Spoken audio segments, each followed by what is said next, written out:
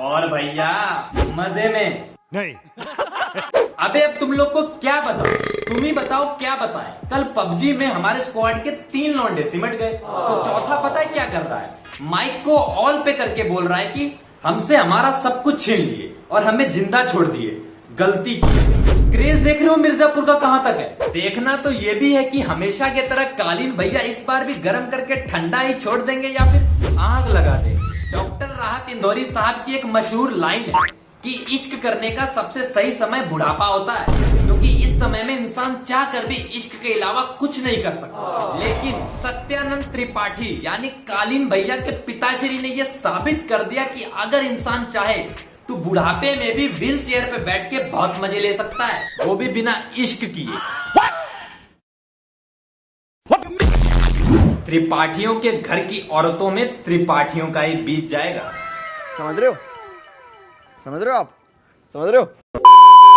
खैर देर आए दुरुस्त आए। देखना तो ये भी है कि स्वीटी भाभी के मरने के बाद जीजा साली के बीच में प्यार देखने को मिलता है या फिर हमेशा की तरह मुन्ना भैया कोई लोचा कर देंगे। अब देखो, अगर तुम मिर्जापुर देखते हो तो तुम्हारे पास एक प्लस पॉइंट है, तुम उन लोगों से तो कई गुना ज्यादा समझदार हो जो सड़क 2 को इसलिए व्यूज दे बैठे क्योंकि उन्हें डिसलाइक करके अपनी हवस मिटानी थी। यही नहीं, लगे हाथ तुम्हें यह भी साबित करने का मौका मिल जाएगा कि अभी भी तुम्हारे अंदर नेपोटिज्म की ज्वाला जल रही है। अब मुद्दे पे आते हैं। लौंडे उस समय का भी बेसब्री से इंतजार कर रहे हैं जब मुन्ना त्रिपाठी गुड्डू भैया के हाथों पेले जाएंगे, लेकिन कालीन भैया के शातिर दिमाग के रहते ये थोड़ा मुश्किल हो सकता है। मालूम है तेरे बाप को मत सिखा, चल। अब बात कर लेते हैं हवस की।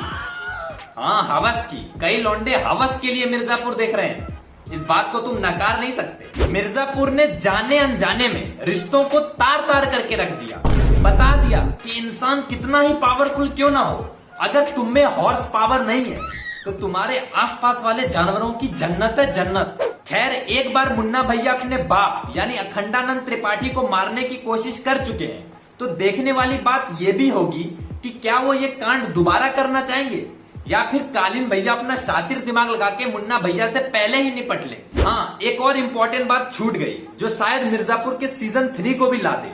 अब क्योंकि कालीन भैया के पिताश्री यानी सत्यानंद त्रिपाठी ने अपनी बहू के साथ शारीरिक संबंध स्थापित कर लिए, तो देखने वाली बात यह भी होगी कि क्या मिर्जापुर को नया किंग मिलेगा। लेकिन इस बात से मुन्ना भैया कतई खुश नहीं होंगे। अब देखो क्या होगा क्या नहीं होगा, ये तो मिर्जापुर के सीजन को देखने के बाद पता चलेगा।